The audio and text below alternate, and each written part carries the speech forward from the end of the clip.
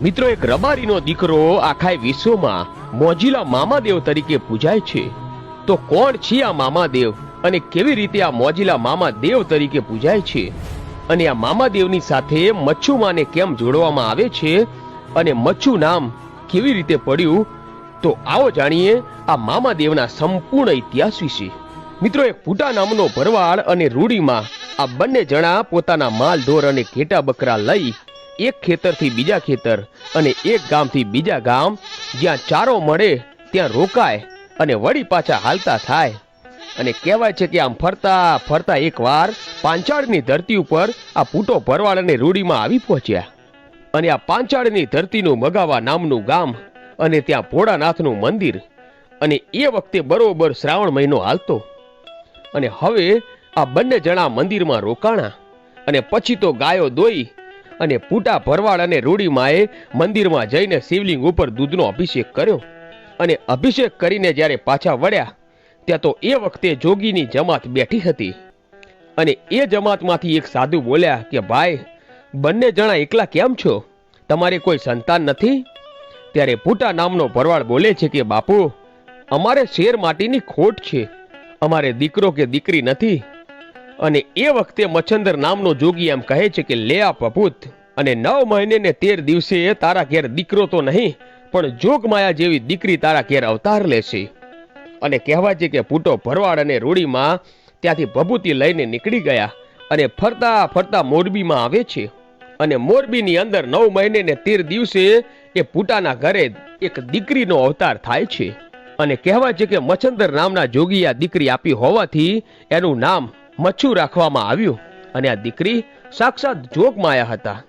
હવે એ વખતે એક રબારીનો દીકરો પુનિયો એમનું નામ અને આલ એમની અટક. અને એ વખતે આ રબારીના દીકરા પુનિયાને ખબર પડી કે મચ્છુમાં છે એ સાક્ષાત જગદંબા છે, એટલે વારે વારે અમને પગે લાગે અને માં કહીને બોલાવે. અને પછી એક દિવસ મચ્છુમાં વિચારે છે કે મારે આ પુનિયાની પરીક્ષા લેવી પડશે. અને આમ કહી અને પુનિયાની પરીક્ષા લે છે. અને કહેવાય છે કે પુનિયો પરીક્ષામાં પાસ થાય છે. અને પછી મચ્છુમાં પ્રગટ થઈને કહે છે કે હે પુનિયા, હું જ તારી પરીક્ષા કરતી હતી અને તું પરીક્ષામાં પાસ થયો છે. અને ત્યારે પુનિયો બોલ્યો કે હે મચ્છુમાં, હું તો પામર માણસ છું અને તું તો જગદંબા છો. હવે આવી પરીક્ષા કરતી નહીં માં, નહીતર હું હારી જઈશ. અને પછી મચ્છુમાં અદૃશ્ય થઈ જાય છે. પછી તો કહેવાય છે કે સમય જાય છે અને પુનિયાને મચ્છુમાની ભક્તિનો રંગ લાગ્યો અને આખો દિવસ મચ્છુમાની ભક્તિ કરે છે. હવે સમય વીતતા વીતતા એક દિવસ નવરાત્રીનો સમય આવ્યો. અને કહેવાય છે કે માં જગદંબા મચ્છુમાં નવરાત્રીમાં ગરબા ગાવા જાય છે. અને એક દિવસ આવવામાં મોડું થયું એટલે ગામના બીજા લોકોએ આ મચ્છુમાના બાપાને આવીને કાન ભંભેર્યા કે પુટા, તારી દીકરી મોડી રાત સુધી ગરબા ગાવા જાય છે કે બીજે ક્યાંય જાય છે, એની ઉપર તારે નજર રાખવી જોઈએ. આમ ગામ વાળાઓએ શંકા કરી, પણ પુટાને ખબર હતી કે એની પર શંકા ન કરાય, આ તો સાક્ષાત જગદંબા છે. અને પછી કહેવાય છે કે દીકરી ઘરે આવી અને ત્યારે બીજા માણસોએ કહ્યું કે આટલી મોડી રાત સુધી ક્યાં ગઈ હતી? ત્યારે મચ્છુમાએ કહ્યું કે તમને મારી પર શંકા છે, તમે હજુ મને ઓળખતા નથી, હું કોણ છું? અને એવું કહીને માં જગદંબા મચ્છુમાએ એક પગ ઊંચો કરીને જમીન પર પછાડ્યો અને કહેવાય છે કે જમીન ફાટી. અને પછી મચ્છુમા બોલ્યા કે હું હવે સમાધિ લઉં છું, હવે મારાથી અહીંયા રોકાઈ શકાય એમ નથી.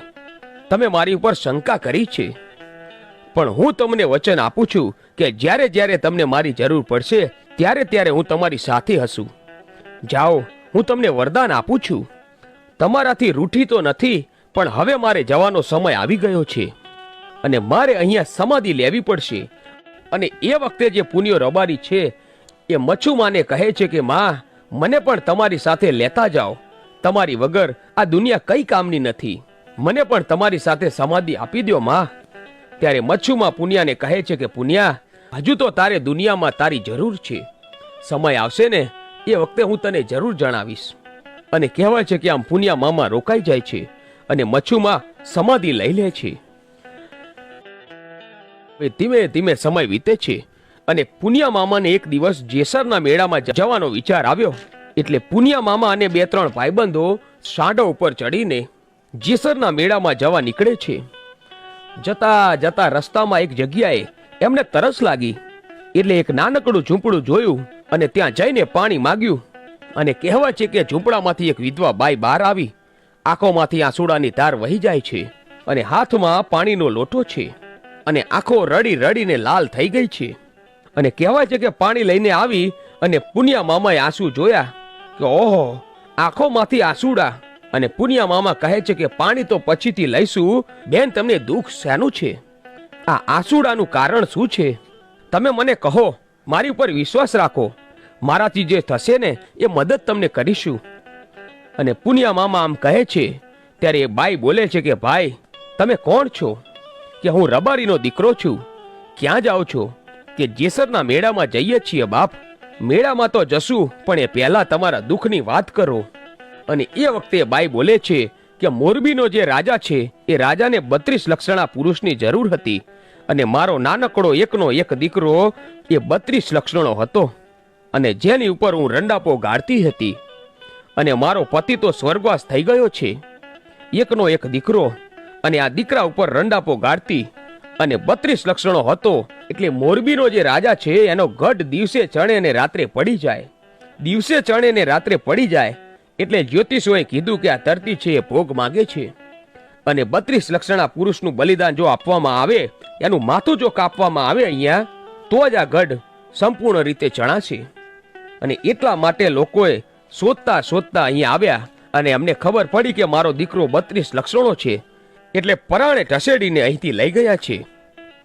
અને દીકરા વગરની થઈ ગઈ છું બાપ, એટલા માટે મારી આંખોમાંથી આંસુડાની ધારો થાય છે. અને એ વખતે પુનિયા મામાએ કહ્યું કે બેન, ક્યારે લઈ ગયા છે? તો કે હજી હમણાં જ, હજુ મોરબીના ગઢ સુધી પહોંચ્યા નહીં હોય. અને પછી તો કહેવાય છે કે પુનિયા મામાએ ત્યાંથી સાંઢ હંકારી અને મોરબીના મહેલે પહોંચ્યા. અને મોરબીના મહેલની માલિપા વિધવાનો મંત્રોચ્ચાર કરતા હતા અને બલિદાન આપવાની તૈયારી હતી. ત્યાં જ પુનિયા મામા આવ્યા અને મોરબીના રાજાને કહે છે કે મહારાજ, થોભી જાઓ, તમારે તો 32 લક્ષણા પુરુષની જરૂર છે ને? તો કે હા, તો હું જ 32 લક્ષણો છું, માટે તમે મારું બલિદાન આપો, પણ આ એકનો એક દીકરો છે એને રહેવા દો. ત્યારે મહારાજ બોલ્યા કે આ દીકરો તારે શું થાય છે? મારે કઈ થાતું નથી, પણ એ બાઈ છે એ ભરવાડની દીકરી છે અને મારી બેન થઈ અને ઈ બેનનો દીકરો એટલે મારો ભાણેજ થયો અને તમે એને કાપી નાખો એ કેમ હાલે? એ ભરવાડની દીકરીને મેં બેન બનાવી છે અને હું વચન દઈને આવ્યો છું કે હું તારો દીકરો હું પાછો લાવી દઈશ. તો મહારાજ, મને કાપી નાખો, મારું બલિદાન આપી દો, પણ આ દીકરાને પાછો આપો. અને હું તમને વચન આપું છું અને મારા ઠાકરના સામ ખાઈને કહું છું કે હું આ દીકરાને મૂકી અને જેસરના મેળામાં જઈને જરૂર પાછો આવીશ. અને પાછો આવીશ ને ત્યારે હું ઘરે નહીં જાઉં, પણ તમારી પાસે મારા માથાનું બલિદાન દેવા માટે જરૂર આવીશ. અને રબારીઓ ઉપર એ વખતે લોકોનો ભરોસો એટલો. અને ઠાકરના સામ ખાઈ લીધા એટલે મોરબીના મહારાજને લાગ્યું કે આ માણસ જરૂર પાછો આવશે. અને પછી તો કહેવાય છે કે પુનિયા મામા દીકરાને લઈને એ એમની ધર્મની માનેલી બેનને પાછો આપે અને જેસરના મેળામાં ગયા. અને જેસરનો મેળો ફરી અને પાછા આવીને મોરબીના મહારાજને કહ્યું કે લો, હવે ઉતારી લો મારું માથું. અને પછી બ્રાહ્મણોને બોલાવ્યા, વિધિ થઈ અને માથું કપાણું અને જમીનને બલિદાન અપાણું. અને એ પુનિયા મામાએ પોતાના લીલા માથાનું બલિદાન કરી દીધું. અને એ વખતે કહેવાય છે કે ત્યાં મચ્છુમાં પ્રગટ થયા અને મચ્છુમાં કહે છે કે હે મોરબીના રાજા, હું મચ્છુ દેવ બોલું છું અને તમે મારા ભક્તનું બલિદાન માંગ્યું છે. આજે મારા ભક્તને તે કાપ્યો છે. અને એ વખતે મોરબીનો મહારાજ 2 હાથ જોડીને કહે છે કે હે માં, આ ધરતી ભોગ માંગતી હતી, એટલા માટે મેં 32 લક્ષણા પુરુષનું બલિદાન આપ્યું છે. ત્યારે મચ્છુમાં બોલે છે કે તારી જે જગ્યાએ દિવાલ પડી જાય છે ને ત્યાં એક કોઠી બનાવ અને એ કોઠીમાં મારું મંદિર બનાવજે. અને તારો ગઢનો એક કાંગરો પણ પડવા દઉં ને તો મારું નામ મચ્છુ નહીં. અને પછી કહેવાય છે કે મચ્છુમાએ પુનિયા મામાને કહ્યું તે ભરવાડની દીકરીનો દીકરો બચાવ્યો છે અને એના માટે તે તારા માથાનું બલિદાન આપ્યું. એટલે હવે ભરવાડને અને રબારીને મામા ભાણેજનો સંબંધ થઈ ગયો છે. અને એટલું જ નહીં, આખી દુનિયા તને મામા દેવ તરીકે પૂછશે.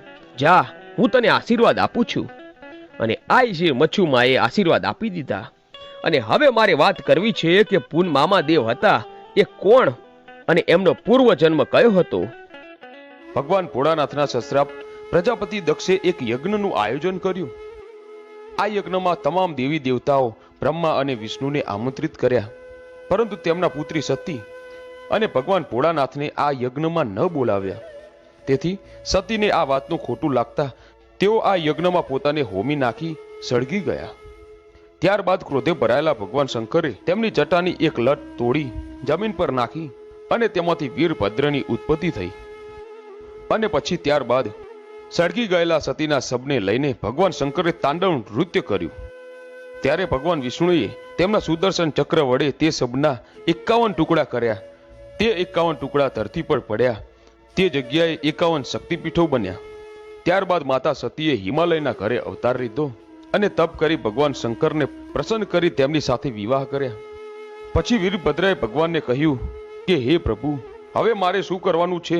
ત્યારે ભોળાનાથ બોલ્યા કે હે વીરભદ્ર, તમે હવે રબારીના ઘરે અવતાર લેશો અને જગત આખામાં મામાદેવ તરીકે પૂજાશો.